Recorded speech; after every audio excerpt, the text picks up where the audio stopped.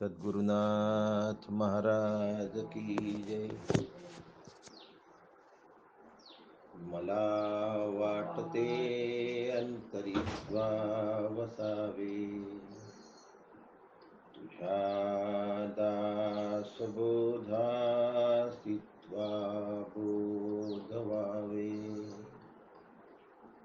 अपत्यापरी पादवी प्रेम रसा,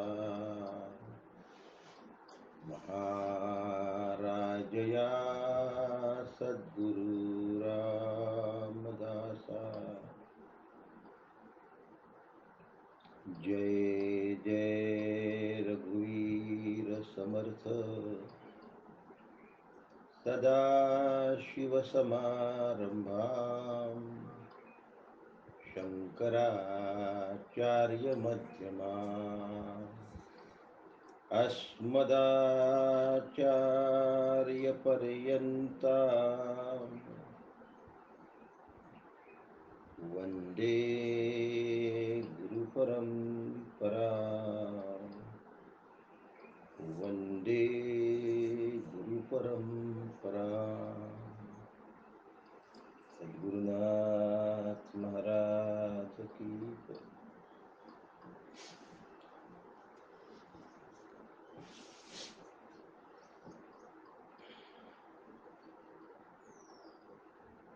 परवाला आपण बघितलं होतं की नाम आणि रूप या दोन्ही गुणांच्या अतीत आहे राम.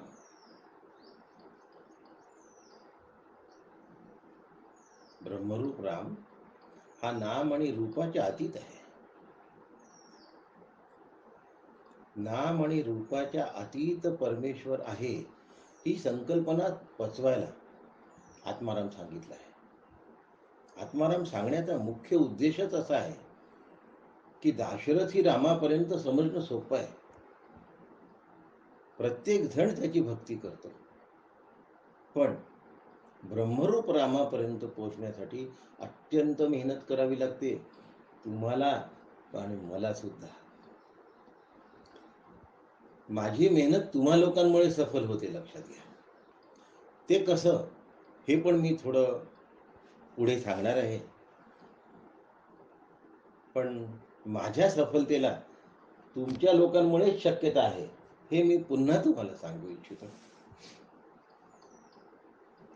म्हणून सगुण राम ते निर्गुण राम हा प्रवास आहे. हे दप्तर आहे, हे दप्तर बदलायचं आहे. दप्तर शब्दाचा अर्थ काय होतो? काकांनी सांगितलं होतं.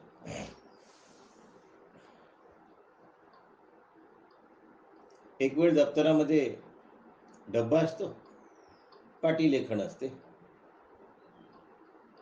एक दिवस पाटीलेखनाच्या जागी पुस्तकं येतात. बदललं दप्तर.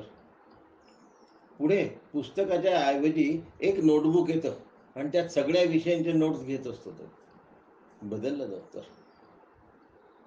माझं दप्तर बदललं पाहिजे, उत्क्रांत झालं पाहिजे, समोर समोर गेलं पाहिजे आणि त्याला फक्त बारकावे टिपता आले पाहिजे. सविस्तर हातभर सगळं टिपण्याची गरजच नाही राहत. आणि म्हणून सगुण राम समजणं सोपं आहे. निर्गुण राम हे दप्तर बदलणं आहे. रमण महर्षी म्हणतात, उत्तमस्तु या ज्ञानमुत्तमम पूजनम जपश्चिंतनम क्रमात.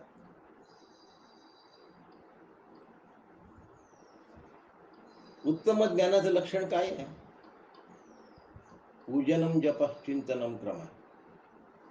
क्रमशः त्यांनी विकास, दप्तर बदलण्याचा विकास सांगितला आहे. पहिला पूजा आहे. पूजा करणारा, जे पूज्य आहे ते भगवंत आणि पूजा करण्याची पद्धत, तीन गोष्टी जर एकत्र आल्या तर पूजा संभवते. म्हणजे पूजा ही 3 चाकी सायकल आहे. 3 चाकी सायकल कोणालाही पण चालवता येते की नाही? चालवता येते. 3 चाकी सायकल पेक्षा 2 चाकी सायकल चालवणं अवघड असतं. म्हणून जन्मल्यानंतर काही थोडंसं वय झालं की 3 चाकी सायकल सगळेच जण चालवतात. पण 2 चाकी सायकल चालवायला अवकाश करावा लागतो आणि वेळही लागतो. प्रयत्नही भरपूर करावे लागतात. 3 चाकी सायकलसाठी प्रयत्न करावे लागत नाही. सायकलच आपल्याला बसवून घेते आणि हळूहळू मागून लोटणारा पण असतो. पुढे आपले पॅडलवर असलेले पाय चालत राहतात. मग ती घरात कोणत्या भिंतीला लागली तरी कोणी काही म्हणत नाही. सगळे हसतात. पण 2 चाकी सायकलमध्ये असं नसतं. इकडे-तिकडे लागलेली चालत नाही आणि तुमचा बॅलन्स गेलेला चालत नाही. जप ही 2 चाकी सायकल आहे. जपामध्ये 2च गोष्टी असतात. जाप्य जपेत समाधी निदानम कुरु अवधानम महाअवधानम. अवधान शब्दाचा अर्थ सावधता आहे. शंकराचार्य सांगतात जाप्य जपेत समाधी निदानम. जे जाप्य आहे आणि जो जप आहे, जप जाप्य शब्द वापरतो, या दोघांचा मेळ आहे. ही 2 चाकी सायकल आहे. दप्तर बदललाय आता. 3 चाकी सायकलमधून 2 चाकी सायकलवर आला आहे. तो समाधीच्या जवळ जाऊन पोहोचू शकतो, पण कुरु अवधानम, अत्यंत जागं राहावं लागतं. जप करणाऱ्याला फार सोपं वाटतं जप करणं.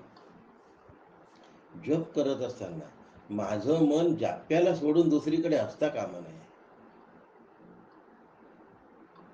कुठेही बसले जप केला, इकडे तिकडे पाहिले जप केला, डोळे उघडे ठेवले जप केला. जपामध्ये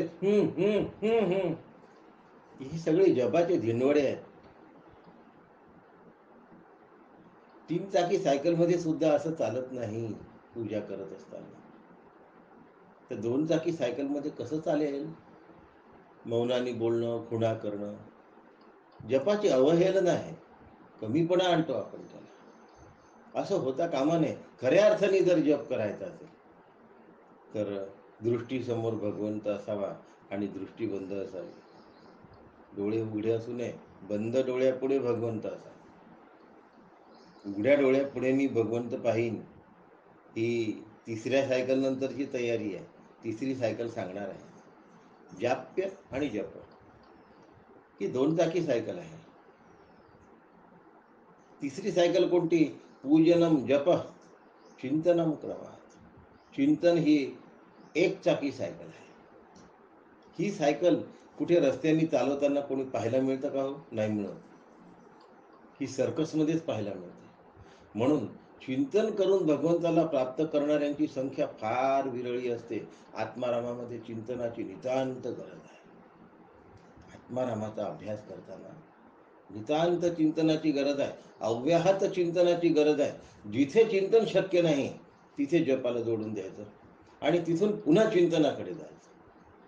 कळतंय ना? नाही कळलं. पुन्हा सांगायचं की शिडीवर चढत असताना एक 4-6 पायऱ्या चढलाय, पण अचानक घसरला. 2 पायऱ्या घसरला असेल तर तिथून पुन्हा 2 पायऱ्या वर जायच्या. त्याला चिंतन असं म्हणतात. चिंतनामध्ये घसरणीची शक्यता खूप असते, पण चिंतनामध्ये जर स्थिर होता आलं, म्हणून गुरु अवधानम, जपामध्ये अवधान आहे, सावधानता आहे, आणि महाअवधानम अतिशय सावधानता आहे. त्याला सावध, साक्षेपी आणि दक्ष अशा 3 शब्दांनी महाअवधान शंकराचार्यांचं व्यक्त करतायत. समर्थांचं सावध, साक्षेपी, दक्ष, तयास तत्काळाची मोक्ष हे सगळ्यांना पाठ आहे. हे एका शंकराचार्यांच्या महाअवधान शब्दामध्ये आहे. भजगोविंदम मध्ये गुरु अवधानम महाअवधानम. आता ही वरची पायरी आहे, महाविद्यालयाची पायरी आहे, ही PhD ची पायरी आहे. या ठिकाणी मला दप्तर बदलता आलं पाहिजे आणि मला चिंतन सुद्धा करता आलं पाहिजे.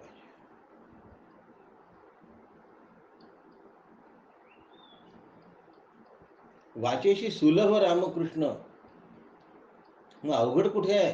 हरी बुद्धी जपे तो नर दुर्लभ. सर्कसीत 1 चाकी सायकल पाहायला मिळते, बाहेर मिळत नाही, कारण ती दुर्लभ आहे 1 चाकी सायकल चालवणं. तसं हरिबुद्धी जपे तो नर दुर्लभ, वाचेसी सुलभ रामकृष्ण.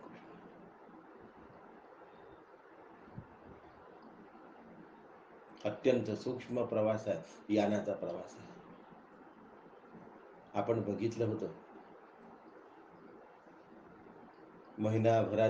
महिनाभराहून अधिक प्रवास झाला सॅटेलाइटचा, शेवटच्या 3 मिनिटांमध्ये अडचण आली. केवढं मोठं यश संपादन केलंय, प्रचंड यश संपादन केलंय, असामान्य यश संपादन केलंय. तरीही शेवटच्या 3 मिनिटांमध्ये अडचण आली. जगामध्ये आपलं नाव जरी झालं असलं तरी अजून यश मिळायला थोडीशी कसर बाकी राहील. चिंतन हे एवढं सूक्ष्म आहे,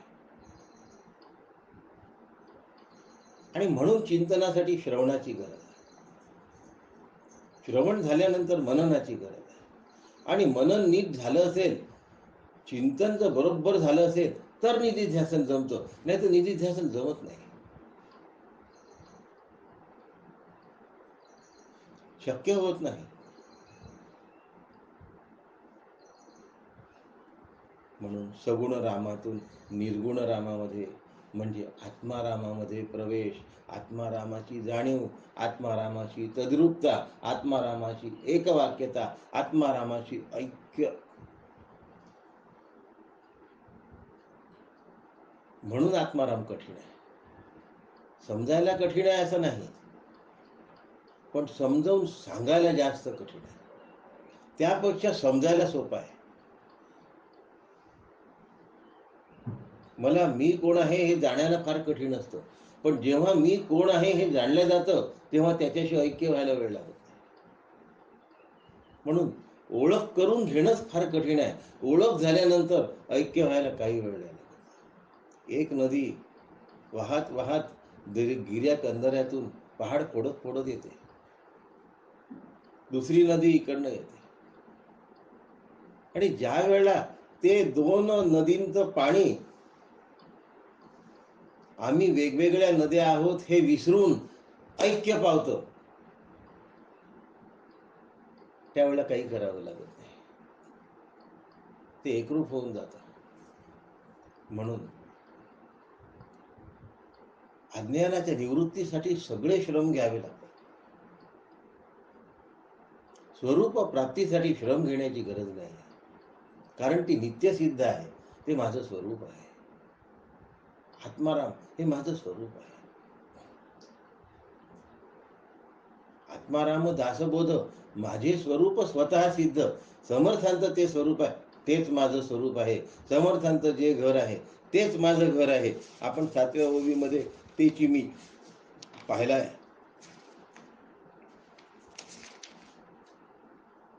जेथे राहिले तेची मी आपण बघितलं आहे. ते माझं स्वरूप आहे. त्या स्वरूपाशी ऐक्य साधणं मला कठीण नाही, त्या स्वरूपात पोचणंच मला कठीण आहे. अज्ञान निवृत्तीलाच त्रास जातो, अज्ञान निवृत्तीला श्रम करावे लागतात. आणि म्हणून सगुण राम हा वाच्य आहे, निर्गुण राम हा लक्ष्य आहे. दाशरथी राम हा वाच्य आहे, आत्माराम हा लक्ष्य आहे. आणि हा जसा मला समजला तर मग माझी वाटचाल जशी व्हायला पाहिजे तशी होते. ऐसा सर्वात्मा श्रीराम, सगुण निर्गुण पूर्ण काम. या वाटचाली करण्यासाठी, अज्ञानाची निवृत्ती करण्यासाठी मला अत्यंत श्रम घ्यावे लागतात. आणि म्हणून औदासीन्यम अभिप्सताम, साधना पंचकम. औदासीन्यम अभिप्सताम, उदास वृत्तीने राहायचं आहे, वनवासी वृत्तीने राहायचं आहे. मी काल म्हणजे शनिवारी सांगितलंय की प्रापंचिकाला वानप्रस्थ स्वीकारता येतं, आणि प्रापंचिकाला संन्यासाची उडी पण मारता येते, वल्कल धारण न करता. मुलगा बाहेर चाललाय, मी सिनियर सिटीझनचं उदाहरण देतो. तो सांगतो, आई बाबा मी बाहेर जाऊन येतो. कुठे चाललास? केव्हा येशील? इतका वेळ लागेल? या प्रश्नांची गरज नाही. जर मी वानप्रस्थ स्वीकारलं असेल तर बाहेर चाललो, बरं जाऊ दे, छान, मी आहे बरं घरी. त्यांनी होऊन सांगितलं कुठे चाललो तो वेगळा भाग आहे. पण त्यांनी न सांगता आम्ही जर प्रश्न विचारत असू तर आम्ही वानप्रस्थी नाही, प्रापंचिक आहोत. वानप्रस्थासाठी जंगलात जाऊन राहण्याची गरज नाही आहे. पण नातवंड पंतवंडामध्ये राहून सुद्धा वानप्रस्थ करता येतो. पण हे वाक्य फक्त लक्षात राहतं आणि मग आम्ही नातवंड पंतवंडातच राहतो. तिथे राहून वानप्रस्थ करता येतो. सगळ्यात महत्वाची गोष्ट काय आहे, वानप्रस्थ करत असताना मी राहतो कुठे हा भाग दुय्यम आहे ना. खरं आहे की खोटं आहे?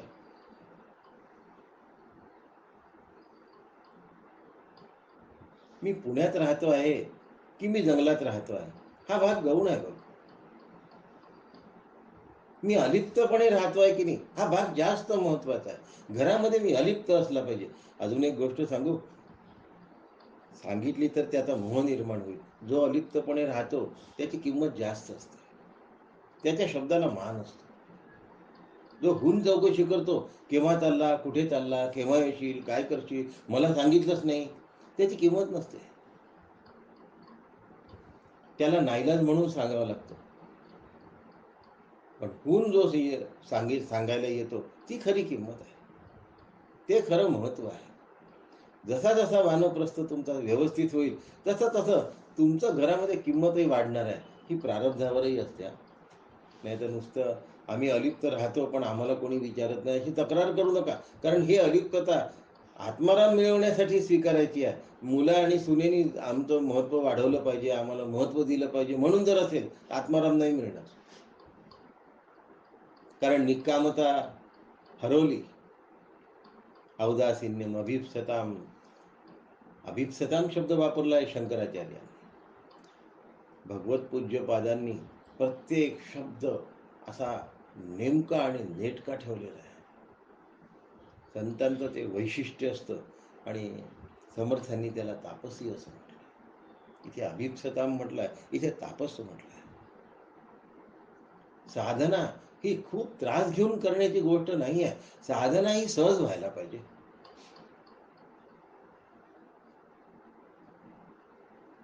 थोडं उदाहरण दिलं तर बरं होईल, पण गैरअर्थ घेऊ नका. एकटा बॅचलर होतो, शिक्षण झालं पण नोकरी नाही लागली. नोकरी लागल्यानंतर काही सायास आहे का, छान वाटायला लागलं, वा वा वा, मला काही श्रम घ्यावे लागतात असं नाही वाटलं. कारण आवडच होती पहिलेपासून. मग विवाह झाला, मग आता एका व्यक्तीला सांभाळणं आलं, मग एकाचे 4 झाले, 4 व्यक्तींना सांभाळणं आलं. पण काही त्रास झाला असं वाटतं का? नाही नाही, सायास सहज झालं. एकाचे 4 झाले याच्यावर थांबलं नाही, त्या दोघांचं शिक्षण करावं लागलं. मग त्यांच्या सगळ्या फीस, त्यांच्या सगळ्या ट्युशन्स भराव्या लागल्या. त्यांना शाळेत ने आण करणे, काय जी काही व्यवस्था असेल ती करणे, त्यासाठी श्रम घेणे किंवा पैसा खर्च करणे.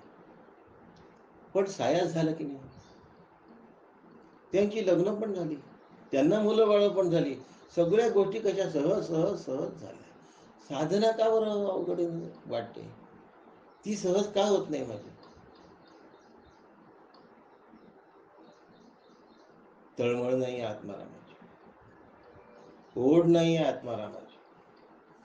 या गोष्टी सहज होतात आणि म्हणताना म्हणतात आयुष्याचे एवढे वर्ष कसे गेले कळलं सुद्धा नाही. मग एवढ्या वर्षामध्ये झालं नाही अशी कोणती गोष्ट आहे? साधना. मग आम्ही करतो, हो खूप प्रयत्न करतो, पण आमची त्रुटी. तुम्हाला खूप प्रयत्न का करावे लागतात? आवड नाही. ज्या गोष्टीची आवड असते ना त्या गोष्टीसाठी खूप प्रयत्न नाही करावे लागतात.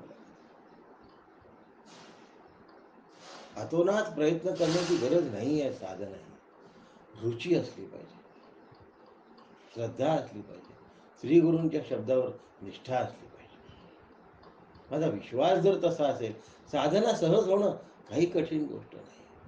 अभ्यासासाठी वेळ काढावा लागत नाही, वेळ असतो. प्रपंचासाठी वेळ काढावा लागतो.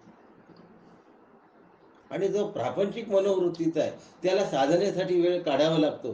त्याची साधना सायास नाही होत. कसा होतो तुमचा अभ्यास? आपोआपच होतो. का नाही होत? मला चष्मा लावण्यासाठी काही परिश्रम करावे लागतात का? कारण मला बघण्याची आवड आहे म्हणून मी सहजच चष्मा लावून घेतो, सायास. म्हणून साधन सायास होतात.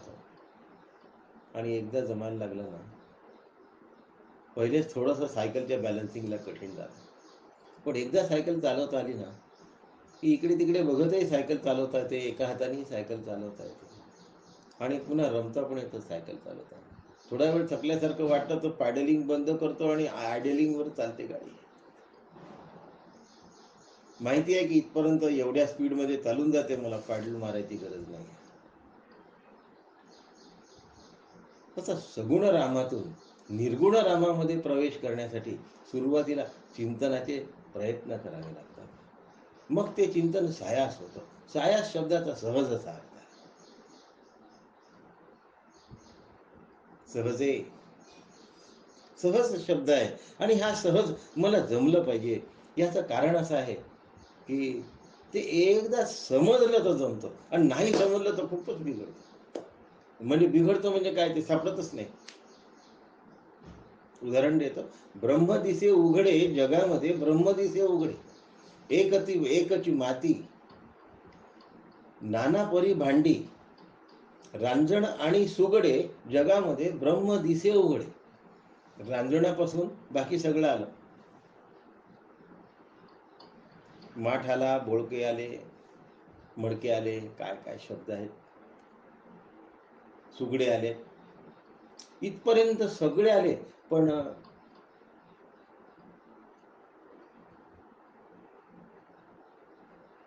तिला त्यात मातीच दिसली.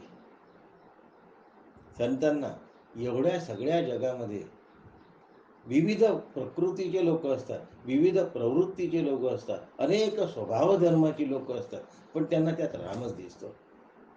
हा निर्गुण राम आहे. हा निर्गुण राम आहे. हा सगुणाच्या आधाराने आहे असं वाटतं. वास्तविक सगुण निर्गुणाच्या आधाराने आहे. निर्गुण आहे म्हणून सगुण आहे, सगुण आहे म्हणून निर्गुण नाही आहे. पण आम्हाला अभ्यास सगुणातून निर्गुणाचा करायचा. आमची जी बुद्धीची पातळी आहे ती आम्हाला उंचावत उंचावत आणायची आहे आणि सगुणातून निर्गुणामध्ये आम्हाला अभ्यास करता आला पाहिजे. पहिल्यांदा माझ्यासमोर जी मूर्ती आहे देवळामध्ये किंवा घराच्या देवाऱ्यामध्ये, ती परमेश्वर आहे असं मानायचं. बस तिच्यात परमेश्वर बघत राहायचं. एकदा मूर्तीमध्ये परमेश्वर बघता आला की मग आपल्या आवडत्या मंडळींमध्ये परमेश्वर बघता आला पाहिजे. उलट आपल्याला सवय पण असते की लहान जो नातू असतो रांगताना, त्याला कृष्ण म्हणण्याची सवय असते, त्याला राम म्हणण्याची सवय असते. छान चालायला लागला ठुमकत की राम म्हणतो आम्ही. खोड्या आणि मस्करी करायला लागला की त्यालाच कृष्ण म्हणतो आम्ही. आम्हाला आवडत्या लोकांमध्ये परमेश्वर पाहण्याची एकदा सवय करता आली पाहिजे. एकदा ती जमली की अनोळखी लोकांमध्ये परमेश्वर पाहण्याची सवय करता आली पाहिजे. आणि ते जमलं की शत्रूमध्ये सुद्धा परमेश्वर पाहण्याची सवय करता आली पाहिजे. टप्प्याटप्प्याचा विकास आहे. पहिले मूर्तीमध्ये, कारण तिच्याकडनं प्रतिक्रिया येत नाहीत, व्यक्तीकडनं प्रतिक्रिया येतात. आम्ही व्यक्तीमध्ये परमेश्वर पाहायला लागतो आणि मग जेव्हा त्या व्यक्ती इंगा दाखवते, म्हणजे त्यांच्या वागण्याचा पद्धत जी आपल्याला पटत नाही किंवा त्रासदायक होती, त्याला इंगा म्हणतात, त्यावेळेला मग ते आमच्या अंगावर होऊन जातं आणि मग तो निर्गुण राम आम्हाला पचत नाही. या उपाधी माझी गुप्त, चैतन्य असे सर्वगत, पण ते आम्हाला नाही समजत, संतांनाच कळतं. म्हणून त्यांना तत्वज्ञ म्हणतात. त्यांनी स्वीकार केलेला आहे त्या चैतन्याचा आणि आम्ही चैतन्याचा स्वीकार केला नाही. आम्ही कशाचा स्वीकार केला आहे? त्याच्या देहासकट स्वीकार केला आहे, त्याच्या गुणांसकट स्वीकार केला आहे. देह काढून टाका, कारण व्यवहार सगळा गुणांमध्ये होत असतो. देह हे निमित्त आहे फक्त. राष्ट्रीय स्वयंसेवक संघाचे द्वितीय सरसंघचालक परमपूज्य गुरुजी हे अत्यंत काही स्वयंसेवकांना घेऊन जंगलामध्ये गेले होते आणि तिकडल्या काही जुन्या स्वयंसेवकांना, ज्यांना काहीच नव्हतं, त्यांच्या घरी गेले. सांगण्याची गोष्ट अशी आहे की परमपूज्य गुरुजी कधी चहा पित नव्हते आणि अत्यंत आत वनवासामध्ये गेले आणि तिथे काही वनवासी लोकांशी भेटले. त्या लोकांशी जेव्हा त्यांची भेट झाली तेव्हा एका माणसाने अत्यंत मुश्किलीने, खूप दारिद्र्य, अंगावर पुरेसं वस्त्र नाही,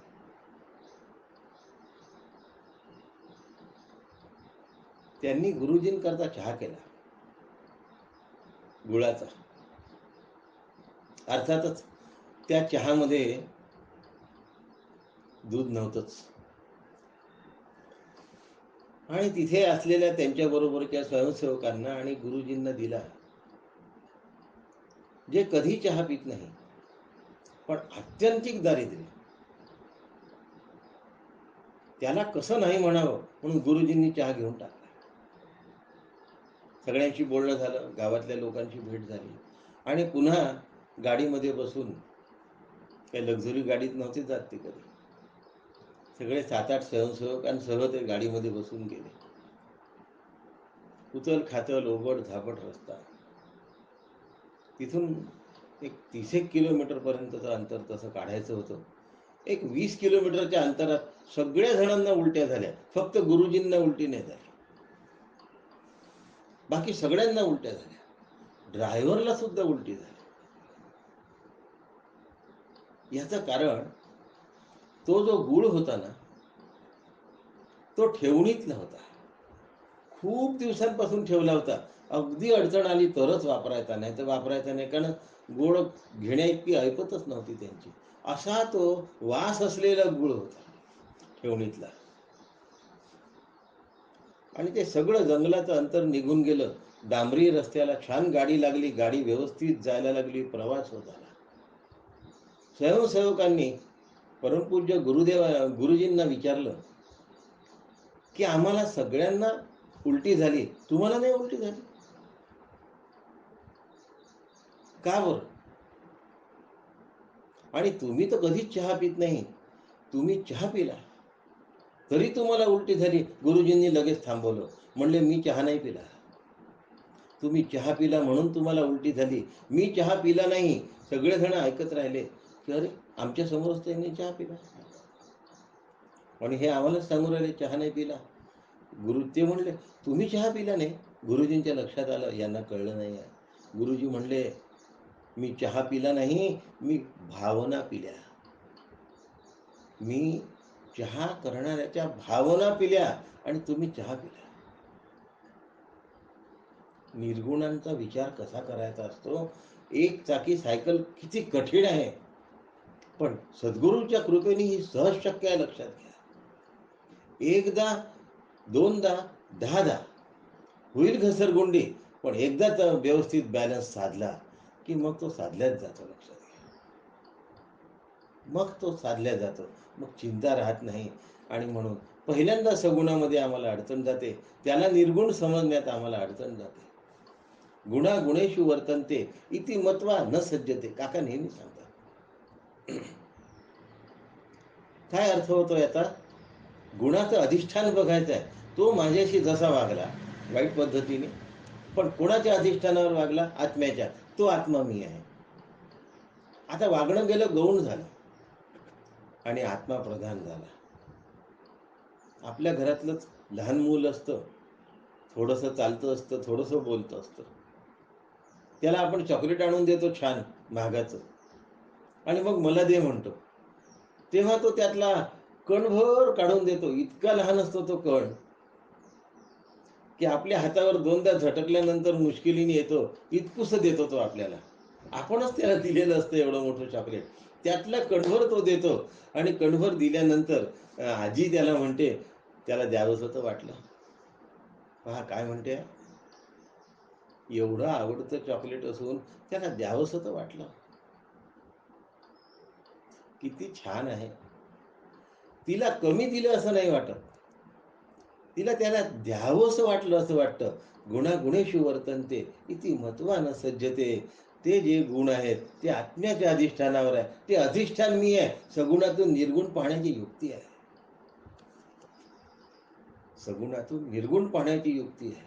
माझ्या जीवनामध्ये जेव्हा मला अत्यंत अडचणीची वेळ आली होती, पारमार्थिक टसल, तेव्हा काकांनी मला गुणागुणेषु वर्तन्ते इति मत्वा न सज्जते, गीतेच्या या श्लोकात अभ्यास करायला सांगितला बारकाईने. हा अभ्यास केला आणि अंतःकरण वृत्ती शांत झाली. ती जी शांत वृत्ती आहे ही गुणागुणेषु वर्तन्ते इति मत्वा न सज्जते. श्लोक पूर्ण पाहून घ्या. शेवटचं चरण तुम्हाला सांगितलं, आपल्या विषयाशी संबंधित आहे. सगुण रामातून निर्गुण रामाचा प्रवास कसा करायचा ते सांगता येत आहे.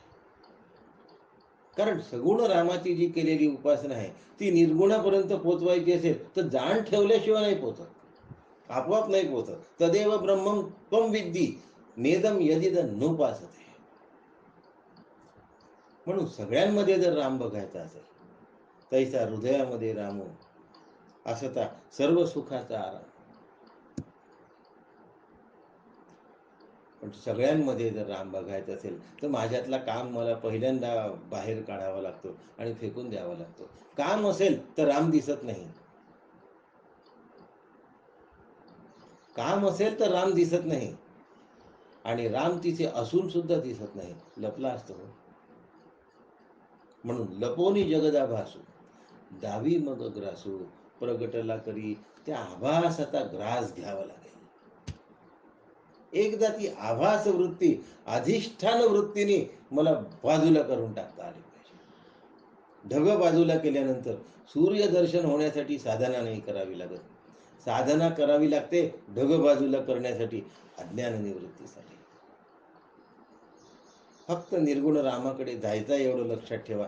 प्रत्येकामधला राम मला बघायचा असेल तर मग जमलं, नाही तर मग हृदयामध्ये मी रामू म्हणायचं आणि मग हा बैताड आहे, हा असाच आहे, हा बदमाश आहे, असं नाही.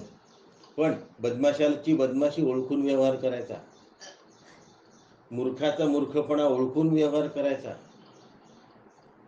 लहान मुलाच्या हातात तिजोरीची किल्ली द्यायची नसते, नाही तर वेडा लहान मुलामध्ये परमेश्वर नाही का, आहे तेवढाच आहे. पण तिजोरीची काय चाबी द्यायची नसते. व्यवहार करत असताना त्याच्या गुणदोषांचं नीट अवलोकन करून कसा व्यवहार केला पाहिजे ह्याचा विचार केला पाहिजे. पण म्हणून त्याच्यातल्या परमेश्वराला बाजूला टाका असं नाही. व्यावहारिक सत्ता वेगळी, पारमार्थिक सत्ता वेगळी.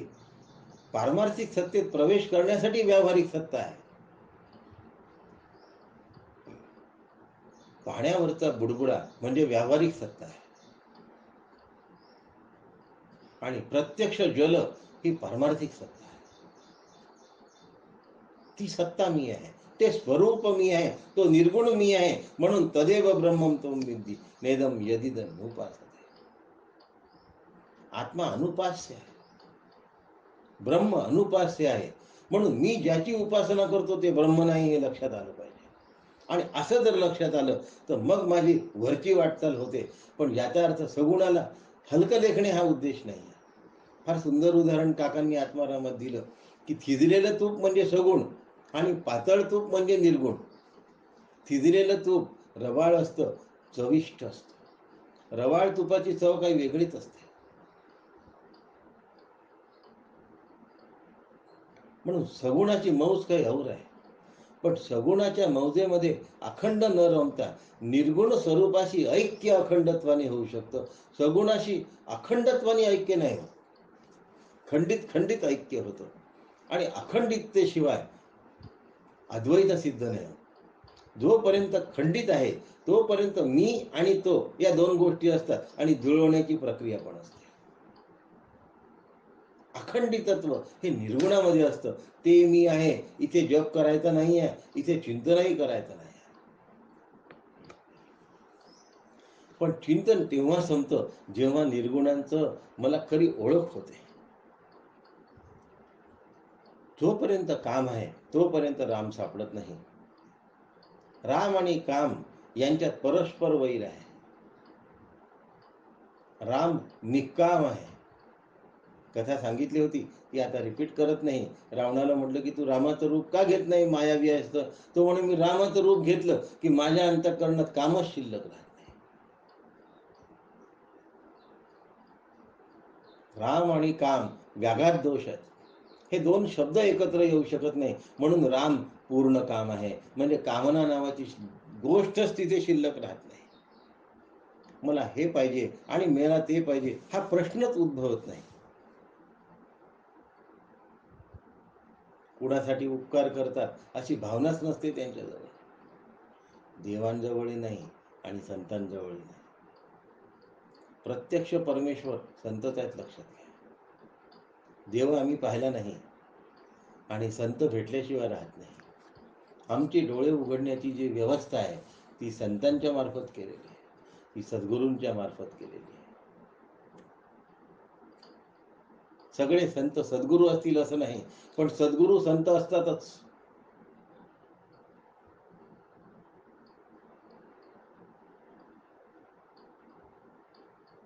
वर्गामध्ये शिकवतो 50-100 विद्यार्थ्यांना, ते गुरु असतात. खरं आहे, ते सर असतात. पण नेमकी या पोराची काय पातळी आहे त्याला घरी ट्युशनमध्ये शिकवतो. तो जाणतो की अरे याला 10वी तर येत नाही आहे, मग 9वी तर शिकवून बघ. 9वी तर येत नाही आहे, 8वी पासून घे. हा इथे येत आहे, इथून त्याचा पाया मजबूत करून ने. ते सद्गुरू. आता या ठिकाणी ट्युशन निशुल्क आहे हे लक्षात ठेवा. सद्गुरू शिष्याकडनं काही अपेक्षित करत नसतात. आणि यथा उचितू निज व्हावे म्हणून संतांचं हे वर्णन आहे. आता वंदीन संत सज्जन श्रोते जे कृपाळू भावाचे भोगते. आता 3 जणांचं या ठिकाणी वर्णन आहे. माझी वचने प्राकृते सांगीन तयापाशी 16 नंबरची ओळी.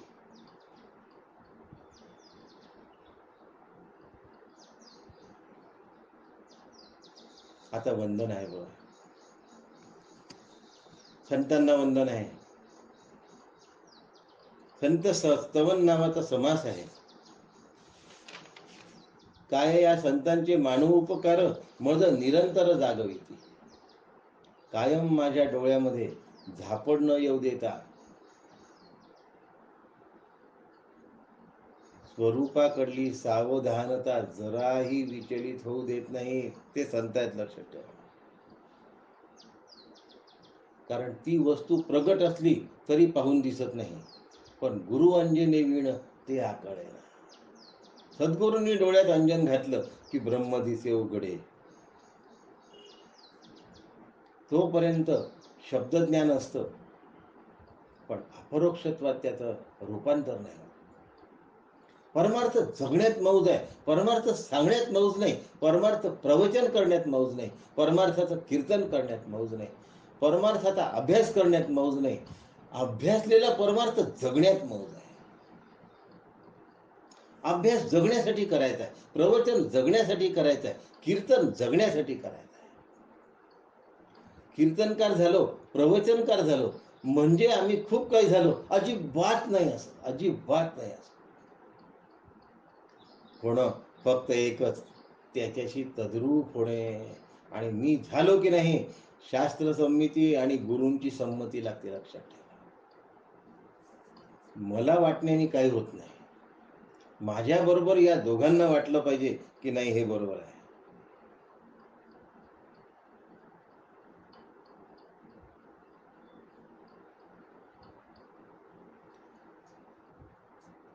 फक्त त्यांच्या सहवासात कळतं. होय, नुसत्या त्यांच्या सहवासात कळतं. त्यांचा आनंद कधी हटत नाही. काकांचे किती उदाहरणं द्यावे की ज्यांचा आनंद हटला नाही. म्हणून उदाहरणं एकही देत नाही, कारण मी नेहमी देत असतो. मग माझा विषय हरवून जातो. कायम सुखात असतात, कधी शिणले नसतात. त्याला चालती बोलती समाधी असं म्हणतात.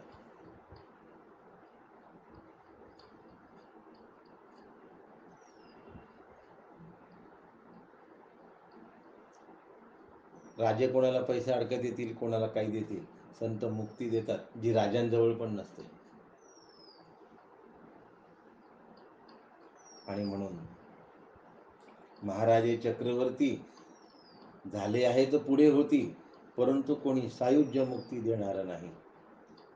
ती फक्त संत देतात, ती फक्त श्रीगुरूच देतात. अगदी टिपिकल तेवढंच बोलायचं आहे. स्पेसिफिक जर बोलायचं असेल तर फक्त श्रीगुरू देतात. जयाचेनी मुख्य परमात्मा प्रगट होय. बस, मुख्य शब्द वापरला आहे. ह्या परमात्म्याला मुख्य म्हटलंय. परमात्म्याशिवाय या जीवनात मुख्य काहीच नाही. आम्हाला नेहमी असं वाटतं, आम्हाला मुख्य नाही केलं, आम्हाला मोठं नाही म्हटलं, आम्हाला असं नाही केलं, आम्हाला तसं नाही केलं. मुख्य फक्त एकच आहे आणि बाकी सगळं गौण आहे. मी गौण आहे. पहिल्यांदा हे स्वीकारायला हवं. मुख्य सद्गुरू आहेत, मुख्य परब्रह्म आहे. परब्रह्म हेच सद्गुरू आहेत. दोन गोष्टी नेहमी वाक्य लक्षात ठेवा आत्माराम हे करत असताना. पहिलं, सगुण हेच निर्गुण आहे आणि सद्गुरू हेच परब्रह्म आहे. साक्षात परब्रह्म आहे, प्रत्यक्ष परब्रह्म आहे, चालतं बोलतं परब्रह्म आहे. ह्या जर दोन गोष्टी लक्षात ठेवल्या तर आत्माराम फार लवकर होईल. आणि या गोष्टी दोन सांगायला आहे, समजायला एकच आहे बघा. सगुण तेच निर्गुण आहे आणि सद्गुरू हेच परब्रह्म आहे. या दोन मध्ये काय फरक आहे वाक्यांमध्ये? कारण निर्गुणच परब्रह्म आहे ना. म्हणून वाक्य दोन सांगितले, आहे एकच. आणि एका वाक्यामध्ये दोन शब्द आहेत. सद्गुरू हेच परब्रह्म आहे नव्हे, सद्गुरूच परब्रह्म आहे. ते दोन शब्द सुद्धा नाही. सद्गुरू म्हणजे परब्रह्म, परब्रह्म म्हणजे सद्गुरू.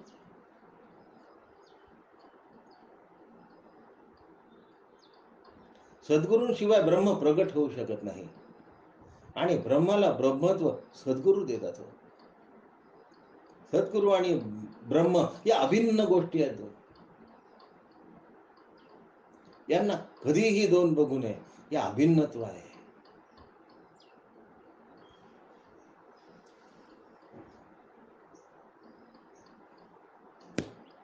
आता वंदीन संत आणि सज्जन. सज्जनांचं वर्णन आहे. खूप लोक असे असतात की ज्यांचं साधं राहणं सुद्धा आम्हाला खूप काही देऊन जातं. त्यांनी केला नसतो परमार्थ, पण त्यांची वृत्ती एवढी सरळ असते, ज्याला आर्जव म्हणतात. आणि हा जो आर्जव आहे हा त्यांच्यापासून शिकण्यासारखा असतो. अगदी सरळ मनाचे असतो, खूप सरळ मनाचे असतो. अशा सरळ मनाच्या माणसाला परमार्थाची वाटही सरळच लागते आणि लाभते. यल्लब्ध्वा पुमान सिद्धो भवती, तृप्तो भवती, मत्तो भवती. इथे लब्ध्वा शब्द आहे नारद भक्ती सूत्रात. आणि यज्ञात्वा आत्मारामो भवती, इथे ज्ञात्वा शब्द आहे. लब्ध्वा का वापरला देवर्षी नारदांनी आणि ज्ञात्वा का वापरला, याच्या मागे मोठ्या गोष्टी आहेत. ही सज्जनता त्यांना लाभली आहे, जन्मतः मिळालेली आहे. काही जण जन्मतःच भाग्यवान असतात, उत्तम आईवडिलांच्या पोटी येतात, उत्तम कुळामध्ये येतात. उत्तम कुळ म्हणजे कोणतं?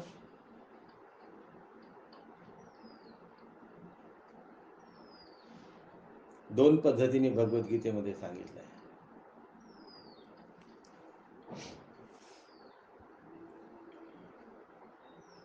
त्यातलं एक पैसा अडका भरपूर असणं असं आहे. आणि दुसरं, जे घड आर्थिकदृष्ट्या सबल नसतं पण ज्ञानसंपन्न असतं. अशा दोन पद्धतीने सांगितलं.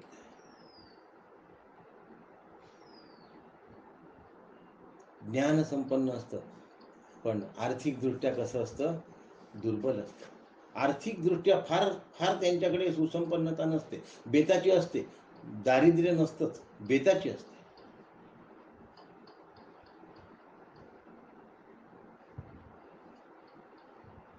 शुचिनाम श्रीमताम गेहे योग भ्रष्टो विजायते, एक प्रकार. आणि दुसरा, अथवा योगिनामेव कुले भवती धीमताम, धी शब्दाचा अर्थ बुद्धी असा आहे. अथवा योगिनामेव कुले भवती धीमताम, एक तर खूप मोठं शुचिनाम श्रीमताम गेहे, धनमान राजवैभव असतं. अथवा योगिनामेव कुले भवती धीमताम, अत्यंत बुद्धिमान घर असतं. मंदाताईंचं घर बघा. अथवा योगिनामेव कुले भवती धीमताम, सतत विचार करणारे.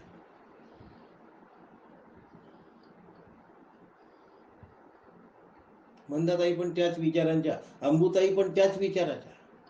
उपनिषदाचा कसा अभ्यास करावा हे मला एका व्याही भोजनाच्या कार्यक्रमात सांगितलं त्यांनी. 1 तास सांगत होत्या अंबुताई.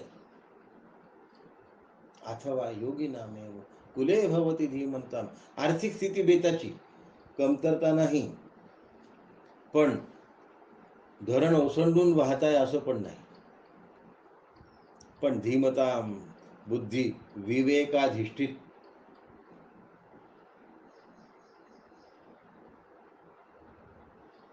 नेहमी आत्मानुकूल विचार करणारे.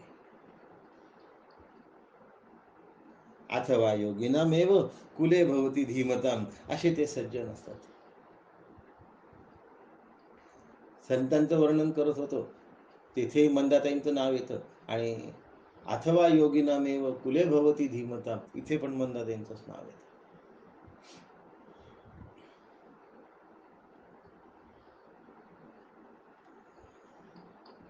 आता वंदीन संत, सज्जन आणि श्रोते.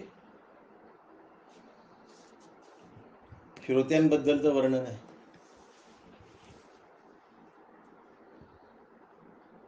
खूप दर्जेदार श्रोते असतात.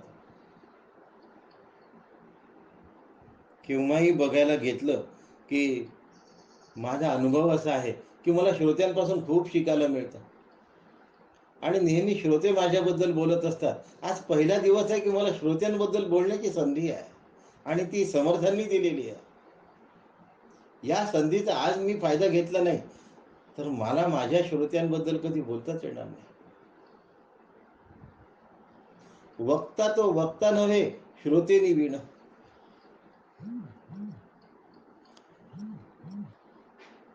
उत्तम श्रोते असले की वक्ता तयार होतो. श्रोता दर्जेदार असला ना की वक्त्याला दर्जावर जावंच लागतं बघा. दर्जेदार श्रोते असेल आणि दर्जाहीन वक्ता असेल तर नाही येत कोणी ऐकायला. मग आपले श्रोते दर्जेदार अभ्यास करणारे आहे हे त्याला जेव्हा कळतं ना, तेव्हा त्याला अभ्यास दर्जाचाच करावा लागतो. तुमच्यामुळे माझा अभ्यास होतो चांगला. मी नेहमी सांगत असतो की माझा अभ्यास तुमच्यामुळे होतो. अशा श्रोत्यांना समर्थांनी देवगुरूची पदवी दिली आहे.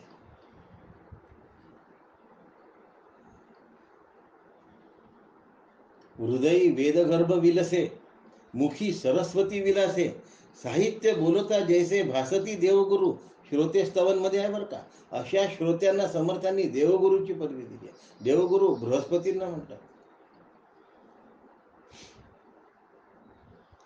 देवगुरु ही पदवी बृहस्पतींची आहे, लक्षात ठेवा. श्रोते बृहस्पती आहे, माहिती असतं. 10 ठिकाणी ऐकून आले असतात, 56 पुस्तकं वाचलेली असतात. आता हा काय सांगतो आणि कुठपर्यंत झेप घेऊ शकतो हे पाहायला आलेले असतात. पण त्यांच्यामध्ये ती जाण असते, ती पारख असते, ते श्रेष्ठत्व असते. असे सगळे श्रोते जेव्हा माझ्यासमोर उपलब्ध असतात मला खूप आनंद होतो.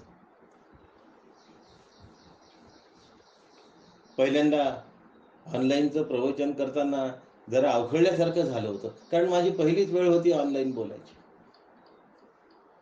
पण प्रवचनानंतर ज्यावेळेला आपलं मनोगत व्यक्त करतात थोडक्या शब्दामध्ये, त्या मनोगतातून काय सुंदर झेप घेतली असते ऐकणाऱ्यांनी, ती पाहिल्यानंतर मन नतमस्तक होतं हो, नतमस्तक.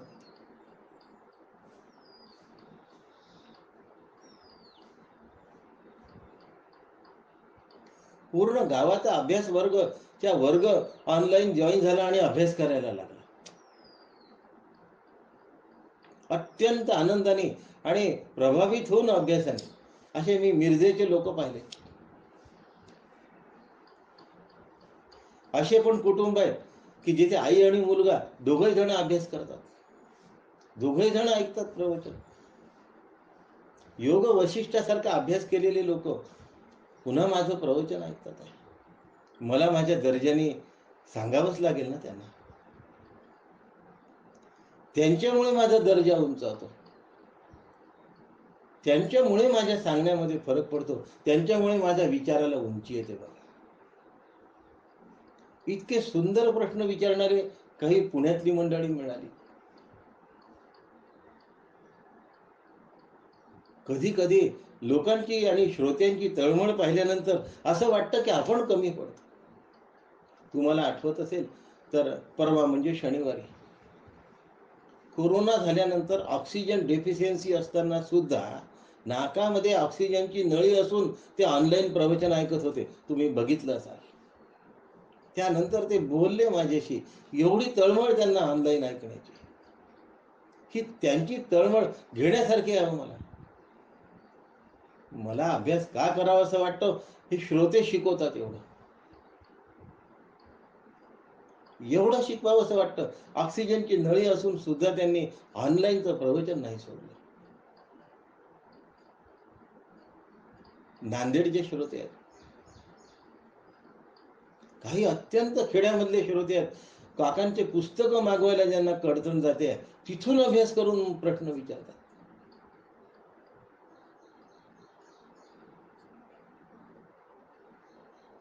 एक जोडपं अमरावतीला अभ्यास करतं. नळाची वेळ असते, एक जण एक दिवस पाणी भरतं नळाचं आणि दुसऱ्या दिवशी दुसरं पाणी भरतं आणि ते दोघे जण ऐकतात.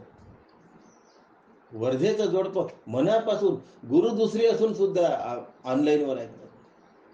असे श्रोते जेव्हा पाहायला मिळतात तेव्हा माझा अभ्यास कितीतरी कमी पडतो. यांच्यापासून मला शिकून अभ्यास करावा असं वाटतं आणि मग अभ्यासाला जोम येतो, सांगायला स्फुरण येतं, मन उफाळून येतं. सगळेजण जीव तोडून प्रेम करतात. आणि म्हणून समर्थांनी श्रोत्यांबद्दल म्हटलंय, तुम्ही श्रोते जगदीश मूर्ती. कारण वेदगर्भ विलसे सांगितलं आहे. बरं, ते नेहमी जागे असतात. वक्ता एखाद्या वेळेला विषय सोडून भरकटू शकतो, पण श्रोता जागा असतो, त्याला विषय सोडलेलं चालत नाही. आमच्या यवतमाळात काही श्रोते असतात, पुण्यातले काही श्रोते असतात, ते सांगतात तुमचा विषय या ठिकाणी आता सुटलाय का. प्रवचन झाल्यानंतर विचारतात. जागं राहावं लागतं, कारण ते सावधान असतात. मला जागं राहणं माझं कामच असतं. म्हणून त्यांना जगदीश मूर्ती म्हटलंय. आणि तेथे माझी व्युत्पत्ती किती, माझ्या ज्ञानाची काय त्या ठिकाणी कुवत आहे. समर्थांच्या ओवीत सांगतोय मी तुम्हाला.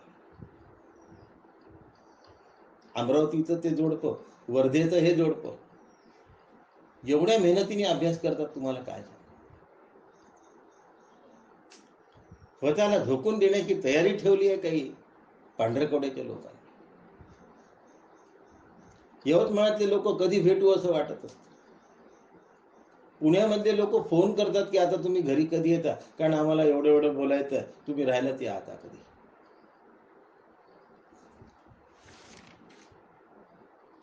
मला विचारतात, हा भाग नाही आहे, त्यांच्या आतमधली तळमळ हा भाग आहे.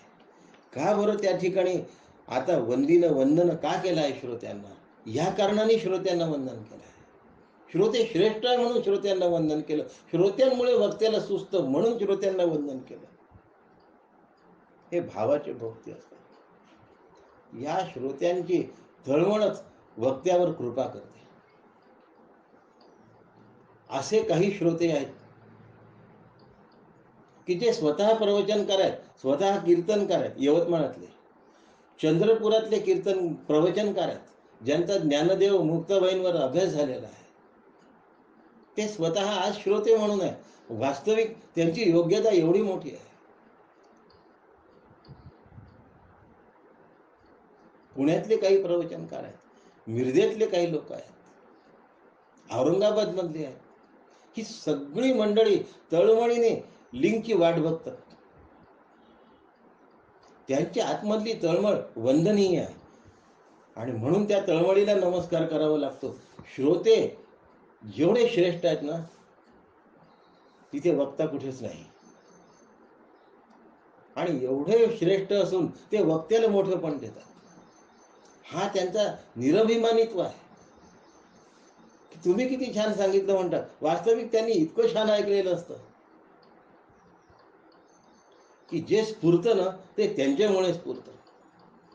एकदा घडलेला प्रसंग आहे, मी तुम्हाला सांगतो.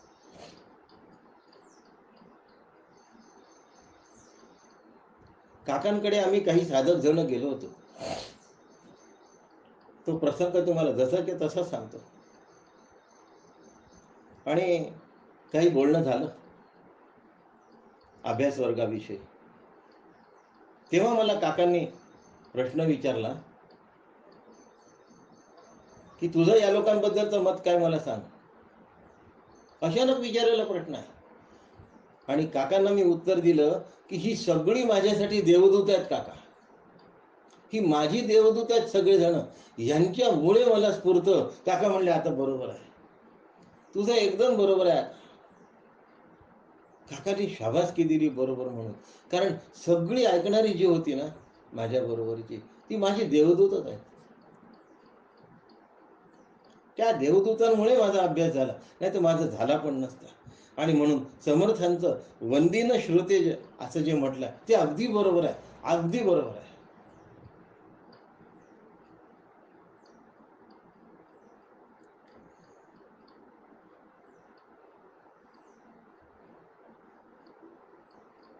त्यांना मी काय सांगणार आहे, त्यांच्यापासून मला शिकायला मिळतं. तेवढी एक उणीव ऑनलाईन मध्ये आहे की त्यांची आणि माझी भेट होत नाही. पण शेवटी जे 2 मिनिटात बोलणं होतं त्यांनी पण खूप समाधान होतं. त्यांचे आशीर्वादच असतात मला मिळालेले. अशा दर्जेदार श्रोत्यांना नमस्कार करतो, वंदन करतो आणि थांबवतो. राम कृष्ण हरी. हरे. सद्गुरुनाथ महाराज की जय. मला वाटते अंतरी वसावे, तुझ्या दासबोधासी बोध व्हावे. अपत्या परी पादवी प्रेम रसा, महाराजया सद्गुरु रामदासा. जय जय रघुवीर समर्थ, सदा शिव समारंभाम, शंकराचार्य मध्यमा, अस्मदाचार्य पर्यंता, वंदे गुरु परंपरा, वंदे गुरु परंपरा. सद्गुरुनाथ महाराज की जय.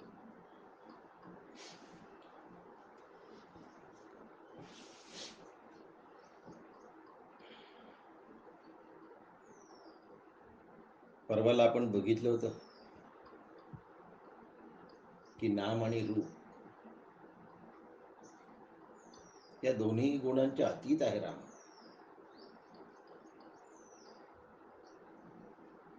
ब्रह्मरूप राम हा नाम आणि रूपाच्या अतीत आहे.